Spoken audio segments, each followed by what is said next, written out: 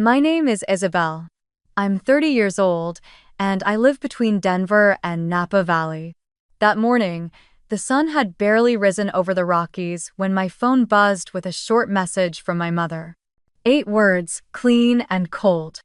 Easter brunch this year, just your sister's family. I stared at the screen for a long moment, the silence in my apartment stretching thin. Then I typed back 2 words that tasted like finality. Have fun. Just like that, another holiday was erased from my calendar. The same hollow pattern I'd known all my life, Venus in the center of the table, me somewhere on the fringe, holding a polite smile while everyone else basked in her glow. I could almost hear the clinking of silverware, the laughter circling around her, the familiar line my parents loved to say. Venus is such a delight. The ache was sharp but strangely quiet this time, because what they didn't know, what none of them knew, was that I wasn't the same girl waiting for an invitation anymore. 3 years ago, I bought a $6 million vineyard hidden in the golden hills of Napa Valley. It's my secret world, my proof that I can build something beautiful without needing anyone's permission. And this year, I won't sit alone. I'll host my own Easter brunch beneath the vines and invite everyone who ever felt forgotten. Have you ever been excluded from your own family's celebration? If you have, tell me where you're listening from so I know that on this journey, I'm not alone. Growing up, my life was a long rehearsal for invisibility. My parents, Judy and Robert, never said they loved one of us more, but everything about our home whispered it loudly enough. My younger sister, Venus, was the sun around which the entire family revolved. She was beautiful even as a child, blonde curls, dimples, the kind of easy laughter that made adults melt. Every neighbor, every visiting aunt, every teacher my mother chatted with at the grocery store heard the same introduction. This is Venus, our youngest, she's such a star. And when I trailed behind, clutching a book or carrying the grocery bags, they'd add, as if by obligation. And that's Isabelle, Venus's sister. It was never Isabelle on my own. Always a shadow tied to her name. I learned early how to nod and smile through it. When I was 14, one Easter morning carved itself permanently into my memory. The living room smelled of glazed ham and cinnamon rolls, sunlight spilling across the carpet as my parents set the pastel baskets on the table. I remember the soft rustle of tissue paper, the shimmer of foil-wrapped eggs, the excitement in Venus's eyes as she tore through her basket. At the bottom, nestled between a pink ribbon and a chocolate bunny, was a gold bracelet with her initials delicately engraved. Mom kissed her cheek and said, "You deserve this, sweetheart. You've made us so proud." I waited, my heart thumping with quiet hope, scanning the table for one with my name. There wasn't any. Just the empty space where something should have been. When Mom noticed me looking, she smiled that distracted, half-apologetic smile and said, "You're older now, honey. You don't need toys anymore." I nodded, pretending to agree, pretending it didn't matter. But something inside me cracked that day, not from the missing bracelet, but from the confirmation that I was already fading from their frame. That pattern never changed. Venus danced through life collecting praise like Easter eggs hidden just for her. When she became captain of the cheerleading team, Dad threw a barbecue for the entire neighborhood. When she won her first debate, Mom sent out photos with captions about her brilliant little girl. When I won first place at the science fair for building a small autonomous drone from scratch, they simply said, "That's nice, Izzy, but don't stay up so late tinkering. You'll ruin your eyes." The next day, they told everyone at brunch about Venus's latest performance instead. My project sat on the shelf in the garage until it gathered dust. Even family dinners revolved around her orbit. Dad would ask, "How's Venus's practice going?" Mom would add, "Her coach says she's a natural leader." I'd try to chime in, to share that I'd been invited to a state-level competition or that I'd fixed our old computer from spare parts. But the moment I spoke, someone would interrupt with, "Oh, that reminds me, Venus needs a new uniform before next week." The conversation would slide away like water off glass, leaving me with my half-finished sentence hanging in the air. I learned to stop trying. Holidays were the hardest. Easter, Thanksgiving, Christmas. Every celebration was another reminder that I was an extra in someone else's story. Venus's name was stitched on every stocking, carved into every pastel egg, printed on every handmade card. Mine was either missing or misspelled. Mom said it was an oversight. Dad said, "Don't be sensitive." But when you grow up being told not to be sensitive, you start mistaking numbness for strength. I told myself I didn't care about the baskets, the gifts, the applause. I told myself I was better off being quiet, invisible, independent. But each year, when I saw Venus's perfect little world glitter under the spring sunlight, the family photos, the matching dresses, the laughter that excluded me, I felt the same hollow echo deep inside. No basket for Isabelle, no name on the egg. The cruel part was, Venus wasn't cruel. She didn't rub it in, she didn't even notice. She was simply the chosen one, her smile enough to win over anyone. And maybe that's what hurt the most, that her perfection didn't come from malice, but from the way everyone else decided she was worth celebrating. My parents didn't see me working late in the garage, soldering circuits under the dim light. They didn't see the notebooks full of equations, the quiet victories that came without applause. To them, I was just steady, serious Isabelle, the one who didn't need attention because she could handle herself. That label stuck to me for years. Strong one. Independent one. Doesn't need help. It sounded like praise, but it was really permission for them to overlook me. Every time Venus stumbled, there was a safety net waiting: new tutors, private coaches, comforting hugs. Every time I struggled, there was silence, followed by, "You'll figure it out, you always do." I did, but it cost me pieces of warmth. I didn't realize I was losing until later. Looking back, I can still picture that 14-year-old girl sitting quietly on the couch, watching her sister hold up the golden bracelet, everyone clapping, the camera flash bright against the window. I can feel the tiny tremor in her hands as she folded the napkin over her lap and whispered, "It's fine." I wish I could go back and tell her that it wasn't fine.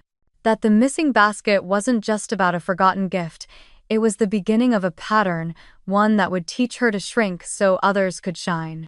When I turned 17, I thought the tide might finally turn in my favor.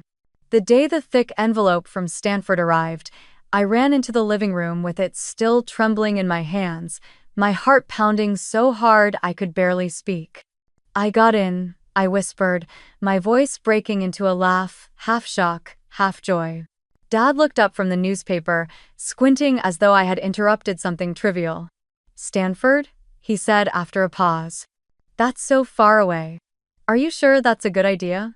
"Venus is applying to Boulder. It's closer, much more convenient for everyone." Mom nodded, already lost in thoughts of her youngest. "Maybe you could transfer later, once you realize how lonely it gets so far from home." I stood there, the letter crinkling in my hands, the black and white crest staring up at me like a secret they couldn't understand. I wanted them to be proud, to say, "Finally, Isabelle, you did it." Instead, all I got was the same undertone of dismissal. "You're the difficult one for wanting more." I left anyway. The morning I packed, Venus was still asleep, her room a pastel museum of trophies and curling ribbons. Mom hugged me quickly, like she was late for something, and Dad said, "Call when you get there." The drive to California felt endless miles of asphalt stretching between who I was and who I might become. When I finally stepped onto the Stanford campus, I breathed in the scent of eucalyptus and freedom, but it came with the heavy taste of solitude. My scholarship covered tuition, but not much else. Books, food, housing, I had to find a way on my own. I picked up shifts in the library cafe, sometimes working until midnight, my fingers raw from handling dishes. Other nights, I cleaned classrooms, pushing brooms across the tile while listening to recorded lectures through borrowed headphones. I learned to live on almost nothing. Instant noodles became dinner, sometimes breakfast too. My mattress was a second-hand sofa from a graduating senior, my closet a stack of boxes under the bed. I remember the first winter, the cold creeping through the thin apartment walls while I typed code with numb fingers, trying to stay awake long enough to finish an assignment. When I called home, hoping to hear some hint of encouragement, Mom answered distractedly. "Venus's just been chosen for the state debate finals." "Isn't that wonderful?" I said it was. I didn't mention that I was skipping meals to pay rent. Still, something inside me hardened and brightened at the same time. I stopped wishing they'd notice and started focusing on surviving. My major was computer science, but I became fascinated by logistics, how information could move things faster than trucks ever could. During sophomore year, I started building a small project with 2 classmates, a system that could reroute shipments in real time to reduce waste. It was clunky and half-broken at first, but it was mine. We worked out of a borrowed lab, eating cold pizza and writing code until dawn. I remember once, after 3 straight nights without sleep, watching the simulation finally work, tiny dots of data moving across the screen like a living network. I cried quietly, not from exhaustion, but from the certainty that for the first time in my life, something I built actually worked. Money was still tight. There were weeks when I had to choose between a textbook and groceries, when I fixed my broken laptop with duct tape and a paperclip. But I carried one thought with me like a mantra. You don't need their applause to exist. Every time that old voice whispered, "You're the unnecessary child," I would stay up an extra hour, rewriting lines of code, teaching myself what no one else thought I could learn. The question that used to haunt me, "Am I the leftover child?" slowly began to transform into something sharper. What if being leftover means I get to start from scratch? By the time I graduated, Venus had already finished law school with family celebrations and champagne toasts. I remember watching the photos online, Mom in a floral dress, Dad holding the bouquet, Venus's smile framed by balloons that spelled "Our Star." No one mentioned that I was graduating the same month. My diploma came in the mail, sealed in a cardboard tube. I opened it alone in my apartment, smoothing out the paper on the kitchen counter, whispering the words printed in gold, "Bachelor of Science, Stanford University." The silence around me was thick, but for once, it didn't feel empty. It felt earned. That summer, I got an internship with a small logistics firm in Oakland. They didn't pay much, but they let me use the data from their old system to keep developing my prototype. Every evening, after everyone else went home, I stayed in the dim office, coding while the janitor mopped the hallways. Sometimes he'd stop and ask, "Don't you ever sleep?" And I'd laugh, saying, "Maybe next week." I was obsessed, not with success, but with proving to myself more than anyone that I could build something lasting out of the parts of me no one had wanted. When I finally pitched my system to a group of small hospitals for trial use, I did it over a Zoom call using a borrowed microphone and a mug of coffee that had gone cold. They said yes. It wasn't a big contract, just a 6-month test run, but it paid enough to cover rent for the first time without panic. I remember walking outside afterward, the evening fog rolling over the bay. My reflection faint in a shop window. I didn't look like much. Messy bun, thrift store jacket, exhaustion written all over my face, but I smiled anyway. For the first time, I realized that every ignored moment, every empty Easter basket, every silent dinner had trained me for this exact feeling. Doing everything alone and surviving it.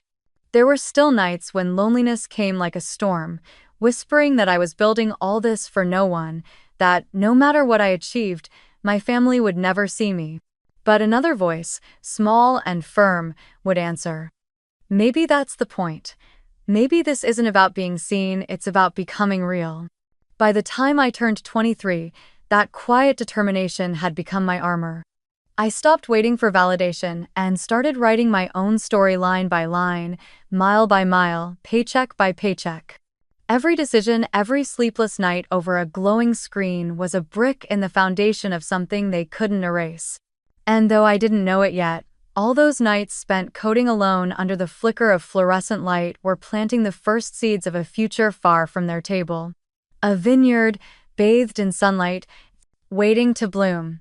The first version of my company was built on panic, caffeine, and faith. After graduation, I convinced 2 classmates to join me in turning the routing project into a small startup focused on medical logistics. We called it MedChain. The idea was simple. Hospitals were losing millions each year because supplies didn't reach the right place at the right time. If we could build an algorithm that tracked every shipment and redirected it instantly when emergencies hit, we could save lives and money. It sounded revolutionary on paper. In reality, it was chaos. We worked out of a cramped warehouse office in Oakland, half of our computers secondhand, the other half borrowed. I slept on a couch wedged between filing cabinets. We had no investors, no safety net, and only 1 credit card, mine, nearly maxed out. By the 3rd month, our bank balance was down to $426. Payroll was due in 3 days. My co-founder, Mark, stared at the spreadsheet like it was a death sentence. "We're done, Izzy," he said. "No one's going to trust a bunch of 20-somethings with hospital logistics." He wasn't wrong. Every cold email, every pitch, every call ended the same way: too risky. That night, I sat alone in the flickering blue light of my monitor, scrolling through contact lists until my eyes blurred. Then I saw at a small hospital in Fresno that had once reached out months earlier about route optimization but never followed up.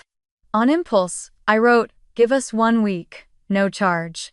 If it doesn't cut your delivery time by half, we'll delete the software ourselves." The reply came the next morning. 1 week. We didn't sleep for 5 days. We coded through takeout meals and power naps, patching bugs while the system processed live hospital shipments. When the week ended, the hospital's director called. His tone was cautious, but there was a trace of awe. "Your system rerouted a critical oxygen delivery in under an hour," he said. "You just saved us $30,000 and 2 lives." I sank into the chair, the tears hitting before the words did. We sent the invoice, barely believing it would clear. It did. Payroll made it through that month. We survived. Then, almost overnight, the world changed. The pandemic swept across the country like wildfire, and suddenly every hospital was desperate for what we'd built. Masks, ventilators, gloves, all trapped in warehouses while frontline workers begged for supplies. Our little startup, once ignored, became a lifeline. We repurposed every line of code for emergency routing. We worked 16-hour days, eyes burning, hands shaking over keyboards as trucks moved across the map in real time. Every blinking dot represented a shipment of hope. One night, I got a call from a nurse in New York. "Your system just rerouted 200 ventilators from a warehouse in Texas," she said, her voice breaking. We were hours away from running out. I thanked her, then hung up and cried in the empty office. It wasn't about success or survival anymore. It was about purpose. For once, I wasn't chasing my family's approval. I was doing something that mattered. Within a year, we scaled beyond anything we imagined. 50 healthcare systems signed on. News outlets called us the nervous system of America's medical supply chain. Our story hit Forbes, Bloomberg, the Wall Street Journal. I stood on the Forbes 30 Under 30 stage under blinding lights, clutching the plaque with shaking hands. Cameras flashed, applause echoed, but a small part of me still asked the same question. Will they even read this? That night, I sent a link to my parents. No reply. When the acquisition offer came, a Fortune 500 corporation wanting to buy MedChain for $120 million, I didn't believe it at first. I reread the email 4 times, convinced it was spam. The deal took months to close, a blur of lawyers, signatures, and champagne I didn't drink. When it was done, I walked out of the office into the warm California evening, my phone buzzing with congratulatory texts. I looked at the city skyline glowing pink and gold and realized I was free. Free from scarcity. Free from the invisible hunger that had driven me for so long. But freedom felt strangely quiet. I called home again that weekend. Dad answered after the 3rd ring. "Hey Dad," I began, trying to keep the excitement out of my voice. "We just closed the deal. MedChain got acquired." There was a pause, the faint clink of dishes in the background. "That's nice," he said finally. "You know, Venus just made partner track at her firm in Boston. We're so proud of her." I swallowed hard, forcing a laugh. "That's great," I said. "Tell her congratulations." When we hung up, I sat there, staring at the screen, feeling the same old ache rise again, the kind that doesn't sting anymore, just leaves you hollow. A month later, there was a family gathering at my parents' house in Indiana. I flew in, thinking maybe, just maybe, this time would be different. The house looked the same: white curtains, pastel walls, the smell of lemon cleaner and pot roast. Venus arrived in a cream blazer, her husband trailing behind her, baby in arms. The moment she walked in, the room came alive. "Our brilliant attorney. You're glowing." My mother fussed over her, brushing invisible dust off her sleeve, adjusting the baby's bonnet. When I entered, Dad greeted me with a polite nod. "Oh, Izzy's here too," he said, as if I were a last-minute addition to the guest list. Dinner was long. Every story, every compliment circled back to Venus, her firm, her new house, her baby. When I finally mentioned that MedChain had been featured in Time magazine, Dad smiled vaguely and said, "That's technology, right? I never quite understand those things." But Venus's boss just called her indispensable. Everyone laughed. I laughed too, but my smile didn't reach my eyes. Later that night, I stepped out onto the porch. The air was cool, carrying the faint scent of lilac. Through the window, I could see them gathered around Venus's baby, cooing like she'd given birth to the second coming of Christ. I thought of the nights I'd eaten instant noodles under fluorescent light, the deals I'd fought to save, the code that had kept people alive during a global crisis. And yet, to them, I was still just Isabelle, the quiet one, Venus's sister. But that night, something in me shifted. I realized I no longer wanted their validation. It wasn't anger, it was clarity. Their world was small, orbiting endlessly around its chosen Sunday. Mine was wide and wild, filled with code, light, and potential. I no longer needed a seat at their table. I could build my own. When I flew back to California, I didn't unpack for 2 days. I sat on the floor of my apartment, surrounded by cardboard boxes and silence, replaying that evening in my mind. The moment Venus smiled at me with polite pity. The way Mom brushed past me to refill her wine glass. The indifference in Dad's tone. For a long time, I thought their disregard was my wound, but now I understood it was my fuel. The same fire that had built a company from nothing could build something even bigger. A week later, I drove north to Napa Valley. I'd seen the property online, a 40-acre vineyard wrapped in mist, with rows of vines stretching toward the horizon. The listing described it as underdeveloped potential. I saw myself in that phrase. I walked the land at sunset, soil damp under my boots, the air heavy with the scent of grapes and possibility. Standing there, surrounded by silence, I felt something I hadn't in years: peace. This wasn't a trophy, it was a declaration. I could grow roots of my own, strong and steady, untouched by their blindness. That night, as the last light faded over the hills, I made a quiet promise to myself. I would stop waiting to be seen. I would stop showing up at tables where my chair was already taken. I would create my own place, one filled with warmth, laughter, and belonging. And when the time came, I'd open the doors wide for everyone who'd ever been left standing outside, just like me. I didn't choose Napa by accident. I chose it because vineyards demand what I had learned the hard way: patience. Vines take years before they bear fruit, their roots pushing deeper through stone and soil before they ever show anything above the surface. You can't rush a vineyard. You have to nurture it quietly, trust that what looks barren today will bloom if tended to with enough faith. In that, it felt like the story of my life. I had spent years buried under other people's shadows, growing silently in the dark, learning to survive on scraps of light. It only made sense that my new beginning would rise from a place built on slow, deliberate growth.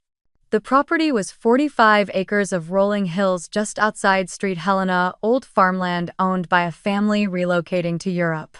The moment I arrived, the late afternoon sun poured over the valley like honey, turning the grape leaves gold. The air smelled of earth and oak, and somewhere in the distance, a hawk cut through the sky. The realtor was talking about irrigation systems and zoning permits, but I barely heard her. I was staring at the empty field behind the barn, imagining rows of vines stretching to the horizon, a wooden table under a pergola where laughter could finally belong to me. When I signed the contract, the total came to just over $6 million. A terrifying number once, now merely a symbol of everything I'd fought to earn. But to me, it wasn't about luxury, it was about roots. That day, I told myself I wasn't buying land. I was planting a future. I hired a small team of local builders and architects, people who understood the valley's rhythm. I wanted a home that felt honest, not a showpiece. The main house was built from cedar and reclaimed barnwood, each beam sanded but not polished to perfection. The exterior was warm and natural, blending into the slope of the land instead of standing out. We laid wide stone steps that curved down toward a gravel path, leading to a wide patio framed by wisteria vines. At its center stood a great wooden table 12 feet long, carved from a single walnut slab. I told the carpenter, "I want this table to hold laughter. It has to feel like it's been here for generations." He smiled and said, "Then we'll build it strong enough for 100 more." Inside, I designed the house around openness. The kitchen was the heart, an open space with black granite counters and copper pans hanging from a steel rack. The oven was brick, with a wood fire hearth perfect for baking bread. I added a long counter facing a wall of glass, so whoever cooked could look out at the vines instead of a blank wall. The living room stretched across the front, its glass walls folding open onto the patio. On cool mornings, fog from the valley rolled right up to the doorstep, wrapping the house in silver mist. At night, I could see the stars reflected in the wine-dark rows outside, so close it felt like the sky itself leaned down to rest on the vineyard. Behind the main house, I built a small wine shed and fermentation room, half for practical use, half for peace of mind. I wasn't planning to start a wine label, not yet, but I wanted to learn. There was something sacred about watching grapes transform under pressure, turning sweetness into something deeper, more complex. Maybe that's what I was doing, too, pressing my own past into something richer. Every choice I made carried quiet intention. The guest rooms were simple, with warm wood tones and cream linens. The main hall had a stone fireplace tall enough to stand inside, and shelves filled with local pottery instead of trophies. Outside, I planted lavender between the vines to draw bees, and along the pathway I laid bricks engraved with words like patience, faith, belonging. The architect laughed softly when he saw them. "Most people carve their initials," he said. "You're different." I shrugged. Names fade, meaning doesn't. Months passed in the rhythm of construction, saws humming, hammers echoing, wind moving through the open beams. I came to the site almost every day, wearing old jeans and boots, my hair tied back, clipboard in hand. The workers called me La Jefa Tranquila, the quiet boss, because I rarely raised my voice but noticed every detail. When the first vine cuttings arrived, I planted them myself. Kneeling in the soil, I pressed my palms against the earth, feeling its cold, steady heartbeat. "This," I whispered, "is for the girl who never got an Easter basket." For years, no one had thought of what I needed. Now, the land would remember for me. By the time the house was finished, a year had passed.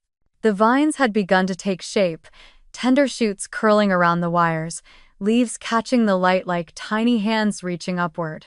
When I walked through them, the air shimmered with the promise of harvests I might never even see fully grown. But that didn't matter. The waiting was the point. Healing was not instant, it was cultivated. I kept everything quiet. No posts, no photos, no articles. When people asked where I'd gone, I just said I was taking time off. The vineyard wasn't for bragging rights or Instagram filters. It was my sanctuary, and I wanted it untouched by the noise of comparison. For once, I wanted something that existed simply because I loved it, not because I had to prove I could. Sometimes I'd stay there alone for days, sleeping on a mattress while the furniture was still being delivered. In the evenings, I'd light the fireplace, pour a glass of local wine, and sit by the window watching the hills fade into dusk. The silence was thick but comforting. In it, I could hear every version of myself: the child at the empty table, the student eating cold noodles, the woman typing through exhaustion. All of them finally resting under the same roof.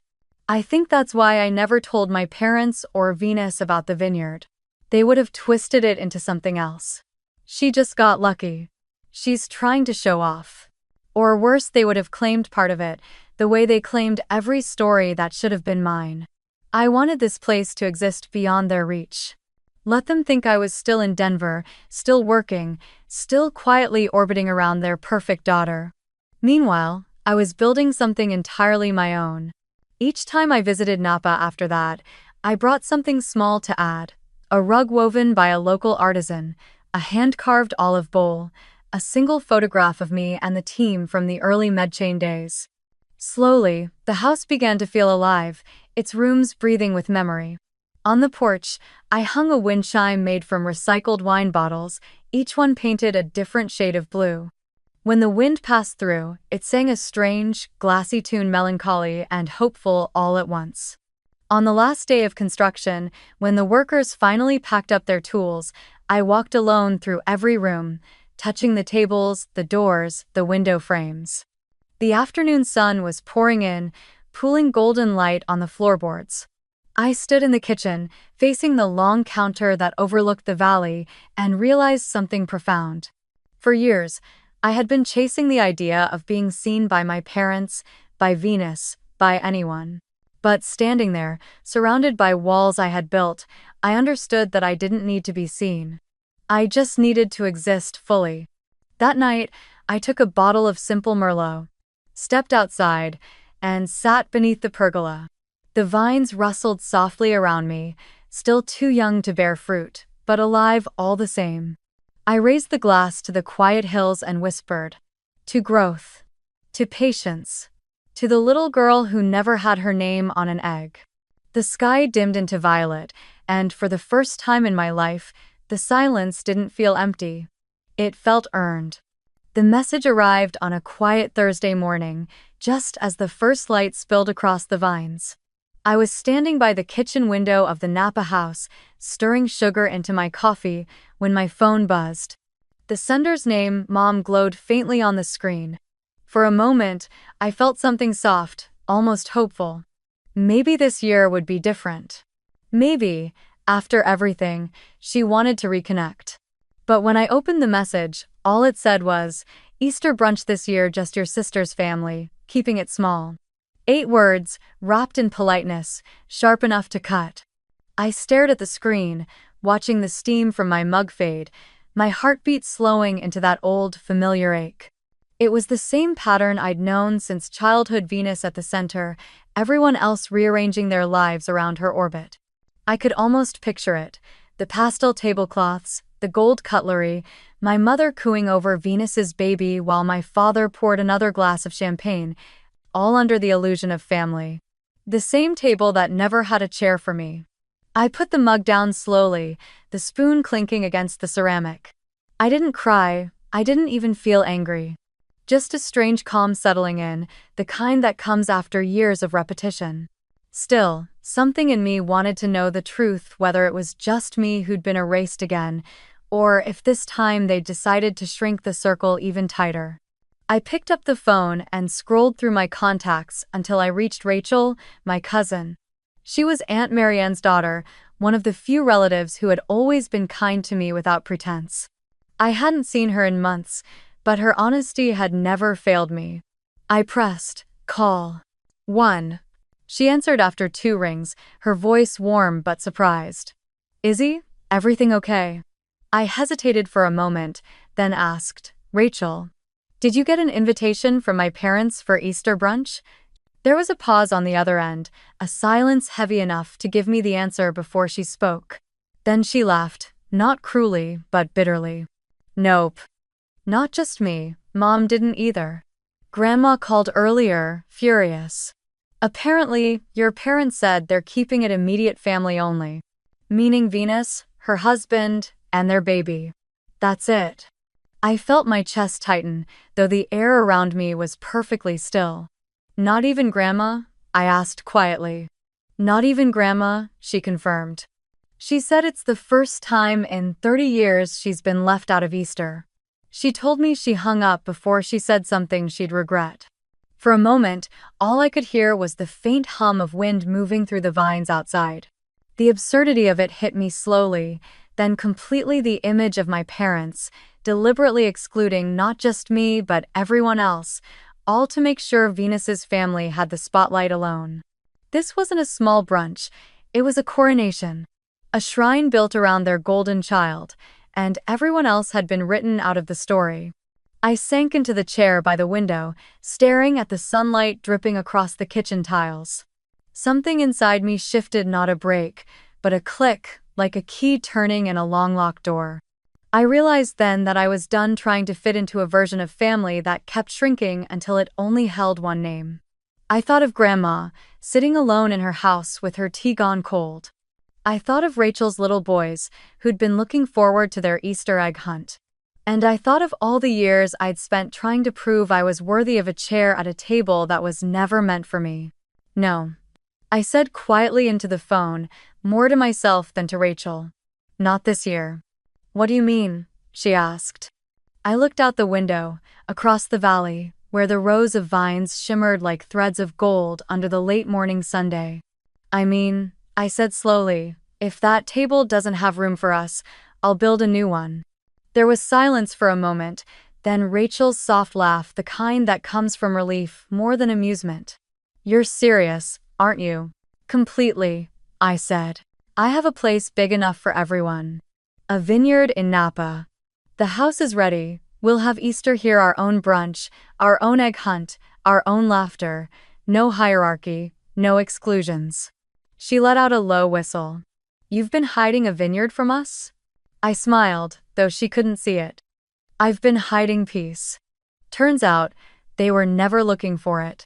I'll tell Mom, she said, her tone brightening. And Grandma too. I think she needs this more than anyone. Oh. When we hung up, I felt something light and alive stir in my chest. For the first time in years, I wasn't bracing for rejection, I was creating inclusion. I started calling the next person on the list. Eli, my cousin from Chicago, the quiet musician who always brought his guitar to reunions before they stopped inviting him. He picked up on the third ring, his voice groggy. Izzy, long time. I told him about the vineyard, the brunch, the open invitation. There was silence for a moment, then a chuckle.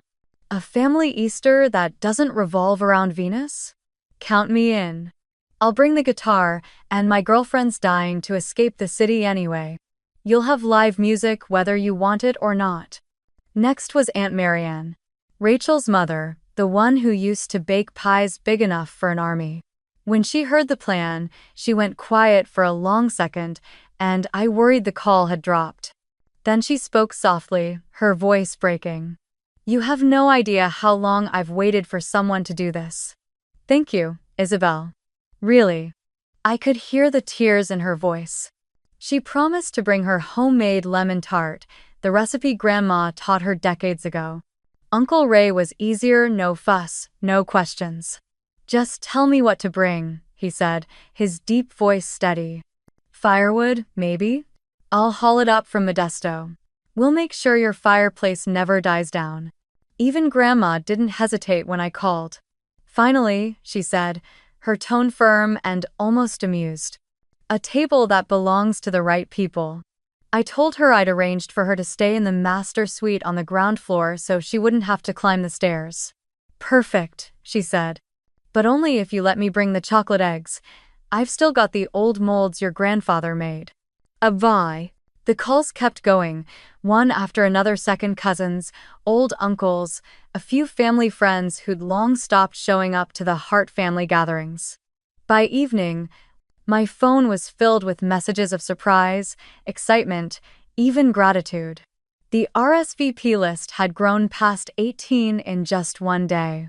Some sent quick notes like, "Wouldn't miss it for the world," or "Finally, an Easter that feels real." Others wrote long messages confessing how much they had dreaded the holiday for years, how tired they were of pretending that exclusion was tradition. Each reply felt like another beam of light entering a room that had been dark for too long. When the last call ended, I leaned back, watching the rain slide down the glass in silver streaks. My chest felt warm in a way it hadn't for a long time, not from pride, but from a sense of alignment, as if the world had quietly clicked into place. This wasn't about rebellion or revenge anymore. It was about reclaiming connection. The next day, I called a local travel service in San Francisco and arranged a 16-seater van to shuttle relatives from the airport to the Vineyard. "We'll pick them up Saturday morning," the driver confirmed. "You want champagne in the van?" I laughed. "No, just bottled water and maybe some jazz." Then I booked a nearby farmstay for the overflow guests, a cozy bed and breakfast run by an elderly couple who'd moved to Napa decades ago. The moment I described the occasion, the owner's voice softened. "You remind me of my daughter," she said. "We'll make sure everyone feels at home." Back at the Vineyard, I began planning the accommodations like a quiet symphony. Grandma would stay in the master suite facing the hills, her window opening to the lavender fields. Aunt Marianne and Rachel's family would take the 2 guest rooms upstairs, each with its own balcony and fireplace. Eli and his girlfriend could have the cottage by the wine shed, where the air smelled faintly of oak and fermentation. Uncle Ray, ever the outdoorsman, insisted on sleeping in his camper parked beside the barn. "Closest thing to a vacation I've had all year," he said when I called to confirm. The Vineyard, once a silent retreat, began to hum with anticipation. I ordered fresh linens, extra cutlery, and folding tables to extend the dining setup outside under the pergola. The local caterer, a woman named Margaret who'd spent her life cooking for wineries, agreed to help prepare the feast. When I told her it was for a family who hadn't been together in decades, she smiled. "Then it has to taste like forgiveness," she said. At night, I made lists in a leather notebook: supplies, seating, decorations. But alongside each name, I also scribbled small notes of memory. "Rachel loves lavender tea." Eli asked him to play the old song Grandpa loved. Grandma add extra cushion to her chair. This wasn't about formality, it was about making sure no one felt invisible. The house smelled faintly of wood polish and early spring rain as I walked through it, imagining the laughter that would soon echo off its walls. For so long, I'd built things: companies, ideas, goals that had to prove my worth. But this gathering was different. It wasn't proof, it was presence. It was a chance to remind everyone, myself included, that belonging didn't have to come with conditions. When Rachel texted later that night, "Mom's already packing the lemon tart pan. Grandma's crying happy tears. This is going to be the best Easter ever," I found myself laughing quietly in the dark. Outside, the moon had risen, silvering the vineyard rows, each vine glowing faintly under its light. I stepped out onto the patio, the stone cool beneath my bare feet, and looked at the long wooden table under the pergola. It was still empty, but in my mind, I could already see it: the flicker of candles, the clink of glasses, the soft hum of Eli's guitar. For once, the table wouldn't belong to perfection, comparison, or pride. It would belong to everyone who showed up, who chose kindness over hierarchy. I stood there until the chill began to bite, whispering to the night, "No dress code. No expectations. Just come and be seen." And for the first time, I realized that this was more than an invitation, it was a promise. When Rachel texted later that night, "Mom's already packing the lemon tart pan. Grandma's crying happy tears. This is going to be the best Easter ever," I found myself laughing quietly in the dark. Outside, the moon had risen, silvering the vineyard rows, each vine glowing faintly under its light. I stepped out onto the patio, the stone cool beneath my bare feet, and looked at the long wooden table under the pergola. It was still empty, but in my mind, I could already see it: the flicker of candles, the clink of glasses, the soft hum of Eli's guitar. For once, the table wouldn't belong to perfection, comparison, or pride. It would belong to everyone who showed up, who chose kindness over hierarchy. I stood there until the chill began to bite, whispering to the night, no dress code, no expectations. Just come and be seen. And for the first time, I realized that this was more than an invitation, it was a promise. Easter morning arrived with a kind of light that seemed almost divine, the kind that spills slowly over the hills, soft and golden, warming every vine as if whispering, "You made it." From the balcony of my vineyard house, I watched the mist peel away, revealing neat rows of grapes that shimmered like ribbons in the dawn. Down the driveway, tire tracks began to appear one by one, the first van from San Francisco winding through the valley, its roof catching flashes of sunlight. I could already see Rachel's boys pressing their faces to the windows, their small hands pointing in excitement as the long table beneath the pergola came into view. By mid-morning, cars filled the gravel path in a slow, steady procession. Doors swung open, voices echoed through the air: laughter, greetings, disbelief. "Oh my God, Isabelle. You built this? This place looks like something out of a dream." I stood at the edge of the patio, wiping my palms against my linen dress, heart thudding in quiet rhythm. The first person to reach me was Grandma, leaning on her cane but glowing like she had just stepped out of sunlight itself. "You didn't tell me it was paradise," she said, her voice trembling, eyes sweeping across the sprawling vineyard. "If I had known, I'd have moved here." I hugged her tightly, smelling the faint perfume of elderflower on her scarf. "You were always meant to," I whispered. The rest of the family poured in like a tide. Aunt Marianne carried her famous lemon tart, wrapped in a checkered towel. Eli arrived with his guitar slung across his shoulder and a bottle of wine tucked under his arm. Rachel's husband helped unload baskets from the van, her kids already darting toward the lower field shouting, "Eggs, eggs," as if they could already sense the treasure waiting. Uncle Ray parked his camper near the barn and gave me a bear hug that almost lifted me off my feet. "You did good, kid," he said simply. Those words, so few, so genuine, meant more than any grand praise could. When everyone had gathered under the pergola, the string trio began to play softly, a light waltz that drifted through the vines. The table gleamed beneath the sun. White linen rippling in the breeze, tulips and daffodils blooming in jars, the pastel eggs at each seat catching the light like gems. Margaret and her team moved gracefully between the guests, setting out quiche still steaming, platters of smoked salmon bagels, eggs Benedict gleaming with hollandaise, honey-glazed ham glistening in the warmth. Coffee poured in dark streams, glasses of mimosa sparkled like liquid gold. I stepped forward, my hands trembling slightly. The music faded. For a moment, the world seemed to hush, even the wind paused between the rows of vines. I didn't give a long speech. I didn't talk about forgiveness or wounds or the past. I just looked around the table, at every familiar face that had once been pushed to the periphery, and said 4 simple words. "Thank you for coming." That was all it took. A slow smile spread across the table, the kind that travels like a wave. Glasses lifted, clinking softly. Eli strummed the first lazy chords of a tune we all half remembered from childhood. Aunt Marianne wiped her eyes, pretending it was from the breeze. Grandma reached across the table, her hand finding mine. Her fingers were frail but steady, her voice carrying the weight of decades. "For the first time in so many years," she said, eyes glistening, "I feel like I'm at a real family table." The words hit me like sunlight through water, warm, bright, cleansing. Around us, the brunch unfolded in a kind of harmony I hadn't thought possible.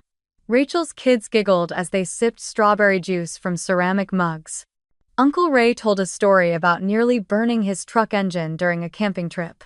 Even Eli's girlfriend, shy at first, was soon laughing with Aunt Marianne about how hard it was to make perfect shortbread. There were no comparisons, no careful pauses when one name was mentioned. Just conversation fluid, equal, free. After dessert, when the strawberry shortcake had been reduced to crumbs and laughter, I stood and called out, "All right, everyone who's ready for the egg hunt?" The children cheered, jumping from their seats, their pastel baskets swinging from their wrists. 3 zones, I announced, grinning. Kids in the lower field, teens behind the barn, and adults on the hill. No excuses, everyone hunts. They scattered like birds released into the wind. Down the slope, Rachel's youngest squealed as he spotted a pink egg beneath the lavender bushes. "I found one," he shouted, holding it high like treasure. The teens wove between barrels, bumping into each other, laughter echoing across the vineyard. Even the adults joined in, Grandma sitting by the fence clapping each time someone held up a find, Uncle Ray shaking his head as he discovered a blue egg hidden inside a flower pot. The string trio shifted to an upbeat rhythm. Sunlight filtered through the vines, dappling the ground in gold and green. The air smelled of grass, bread, and faintly of fermenting grapes, the aroma of life itself. Eli strummed his guitar near the pergola, the melody curling around the laughter like a gentle wind. For a brief, impossible moment, it felt like every wound, every absence, had been rewritten into something soft and whole. Then came the golden egg. Rachel's eldest, a quiet girl with freckles and a shy smile, found it beneath the oldest vine. She gasped and held it up, and everyone gathered around her. The gold leaf shimmered in the sun like fire. "Open it," someone shouted. She peeled it carefully, her small fingers trembling, revealing the note inside. She read it aloud, voice steady despite her young age. "You are seen." The silence that followed was different, not awkward, not heavy, it was reverent. Grandma closed her eyes, murmuring a soft amen. Aunt Marianne reached for her daughter's hand. I felt something deep inside me loosen, a knot I'd carried for 30 years finally unraveling. The message wasn't just for her, it was for all of us. As the afternoon wore on, the sky turned a luminous blue. Plates were cleared, and new ones replaced them, piled high with leftovers no one wanted to waste. The trio packed up, and Eli took over, sitting on the low wall with his guitar. His voice was rough but full, the lyrics weaving through the vines. "We're all still here, we're all still home." People hummed along, clapping to the rhythm. Rachel's kids danced barefoot in the grass. Grandma leaned back in her chair, her eyes half closed, face tilted toward the sundae. When the song ended, we gathered for a photo in front of the pergola. Everyone squeezed in close, no one pushed aside, no one left out. The camera clicked just as a gust of wind sent a swirl of petals across the table, catching the light like tiny fragments of gold. Rachel sent the photo to the family group chat right after, captioning it, "Easter at Isabelle's Vineyard. The best one yet." Minutes later, the feed came alive. Little hearts began to appear, red, pink, yellow, flooding beneath a photo. Someone shared a short video of the kids running through the vines, another posted a picture of the golden egg and its note. There were no snide remarks, no awkward silences, no mentions of my parents or Venus. Just simple words. Beautiful. Wish we'd done this sooner. Finally feels like family again. I sat quietly at the edge of the pergola, scrolling through the messages as the sun dipped lower behind the hills. The air smelled faintly of earth and grapes, and the light turned honey-colored. For the first time, the family chat, once a hollow space filled with obligation and polite distance, felt alive, sincere, and safe. I looked up at the table, now littered with empty plates, tulip petals, and pastel shells cracked open. The wind lifted the linen, rustling softly, like a sigh of relief from the land itself. And I realized then, this was the moment everything had been leading to: the brunch, the hunt, the laughter, the golden egg. Not revenge, not redemption, but reclamation. The table had finally been set for everyone.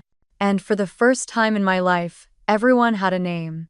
The next morning, the vineyard was wrapped in fog, quiet and silver. Dew clung to the grape leaves like pearls, and the long table under the pergola still held traces of yesterday: crumbs of bread, tulip petals, half-burnt candles. I stood by the kitchen counter with a cup of coffee, the scent of roasted beans mingling with faint echoes of laughter that seemed to linger in the walls. For a moment, everything felt perfectly still until my phone started to buzz. At first, it was just one vibration. Then another. Then a string of them, each sharper than the last. I turned the screen face up. Mom. Missed call. Then Dad. Then Venus. And again, Mom. 10, 15, 20 missed calls stacking one after another like a silent avalanche. I stared at the screen without moving, a part of me already knowing what it was about. When the 20th call came, I let it ring out. The silence afterward was heavier than before. Grandma shuffled into the kitchen a few minutes later, wrapped in her pale blue robe, her hair silver and soft as the morning mist. "They've found the photos, haven't they?" she asked, pouring herself a cup of tea. I nodded. The image of our Easter Eli's guitar, the long table glowing beneath the vines, the golden egg had spread across the family group chat like wildfire. Someone must have shown it around town. I could already imagine Mom's expression. Shock, indignation, fear of what people would say. The phone buzzed again. I sighed, set my cup down, and answered. "Good morning, Mom." "Whoa." Her voice cut through before I could say another word. "Isabelle, do you realize what you've done?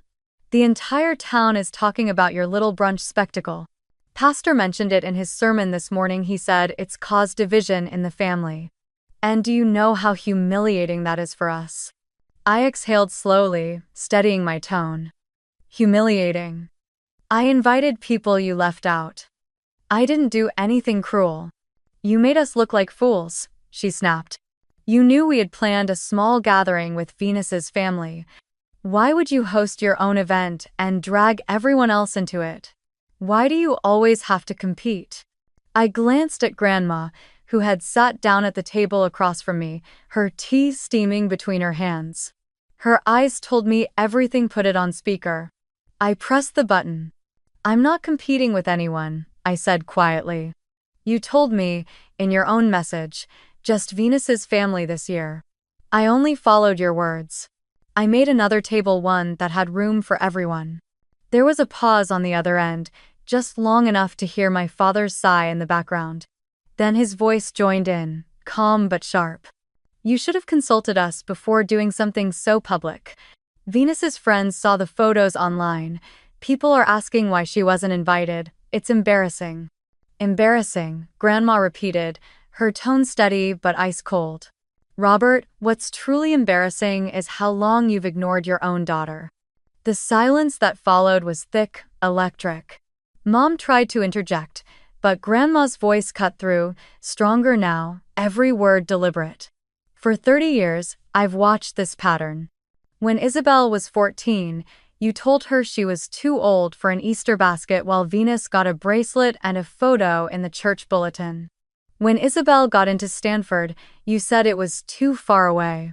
When she sold her company and could have bought this entire town, you said technology was too complicated to understand. Every milestone she's ever had, you've turned away. And now that she's built a home big enough for all of you, you complain that she made it too visible." Mom's breath hitched on the other end. "Mother, please, that's not fair." "Oh, don't you start with, 'not fair,' Judy." Grandma's voice was calm, but it carried a quiet thunder that made even me stop breathing. "Fairness is exactly what's been missing from this family. You've spent decades shrinking the table smaller and smaller until it could only fit Venus and her spotlight. And now you're angry that Isabelle built her own? You call it competition, but I call it survival." The silence after that felt endless. I could hear faint movement, a door creaking, maybe my father rubbing his forehead, the sound of guilt in motion. Finally, my mother's voice returned, softer, thinner. "I never meant to hurt anyone. We just thought she preferred her independence." I almost laughed, but the sound wouldn't come. Independence isn't something I chose over you, I said. It's something I had to grow when I realized you'd never make room for me. My father sighed again, heavier this time. We just wanted to keep things simple, he muttered. Simple? Grandma echoed, incredulous. You mean small. There's a difference. You don't simplify love by cutting people out of it. The air on the line was brittle now, filled with words that wanted to come but couldn't. I looked out the window at the vineyard glowing faintly under the morning sunday. The vines looked peaceful, unconcerned with gossip or pride. They grew in silence, patient and strong the way I had learned to. I took a slow breath. Mom, Dad, I said finally, I didn't host that brunch to spite you. I did it because I was tired of pretending exclusion was tradition. I wanted a family table that didn't revolve around one name. Mom's voice trembled. You could have called. You could have told us. I met Grandma's gaze, then spoke the truth plainly. Would you have listened? There was no answer.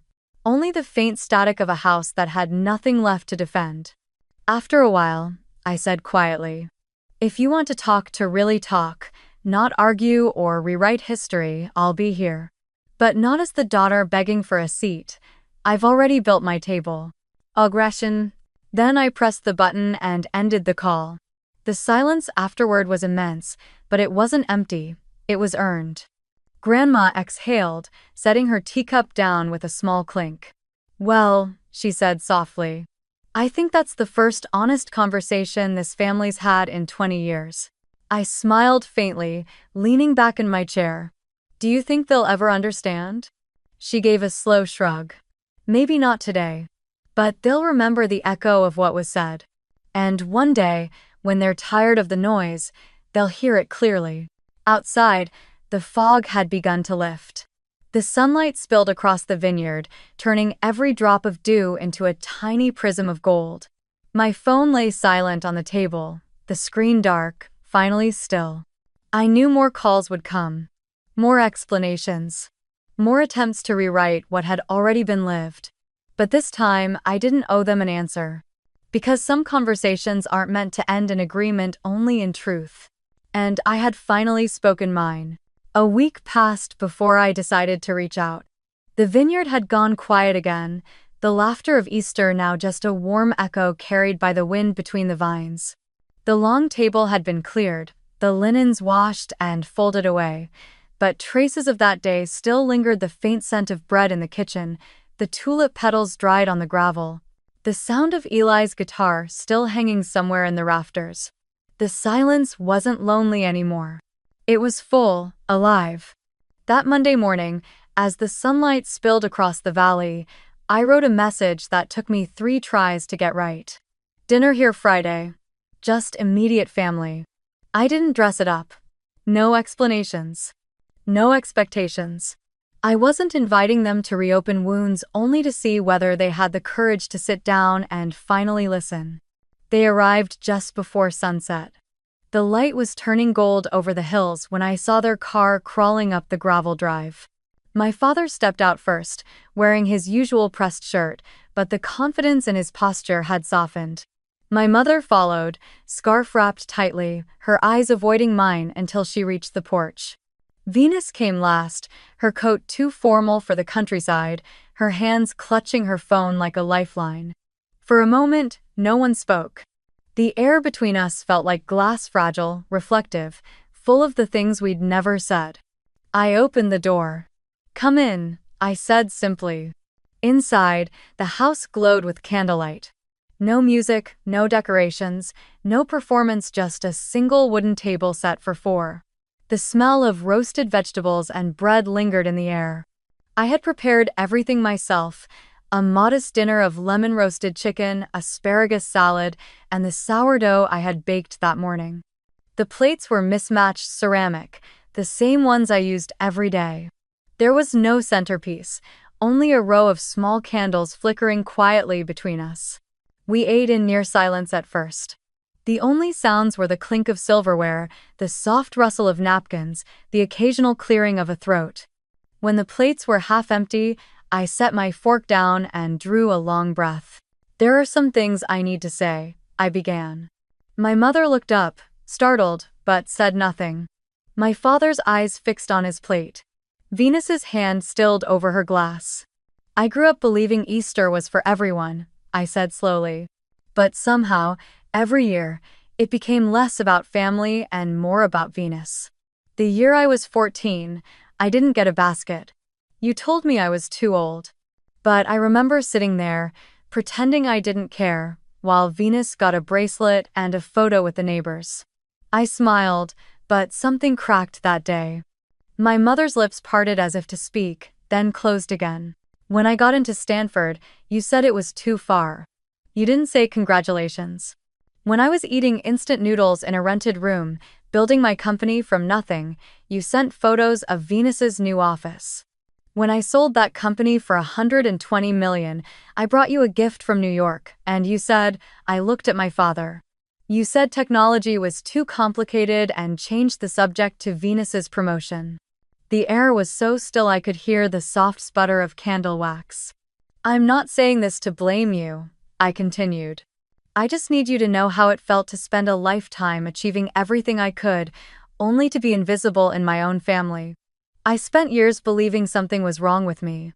That no matter how much I accomplished, I'd always be the girl sitting at the kids' table, waiting for her name to be called."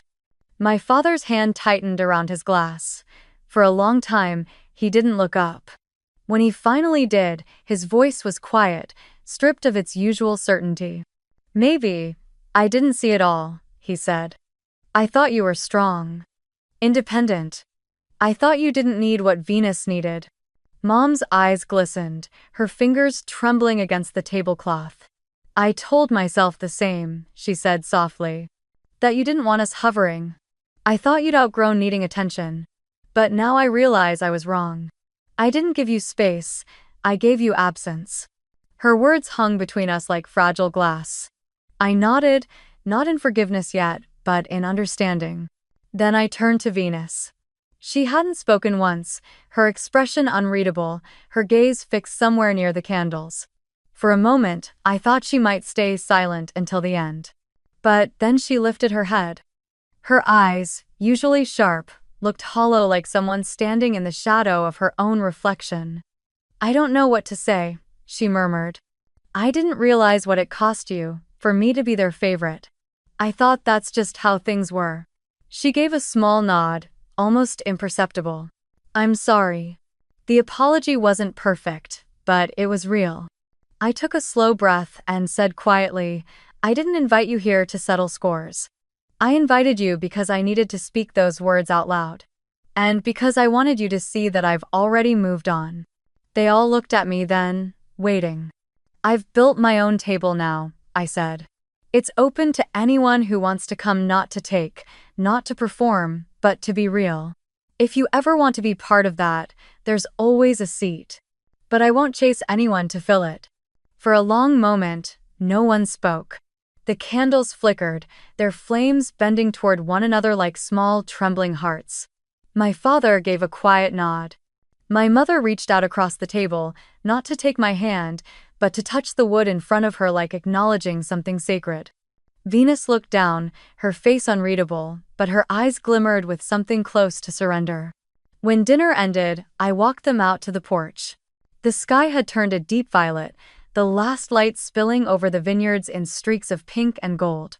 My mother hugged me briefly, my father shook my hand, and Venus hesitated before whispering, "The view's beautiful." Then they left. As their car disappeared down the hill, I stood in the fading light, the air still carrying the faint sweetness of spring. I walked slowly down to the lower vineyard, where the vines were young and fragile, their leaves trembling in the evening breeze. I knelt beside one of them and dug a small hollow in the soil.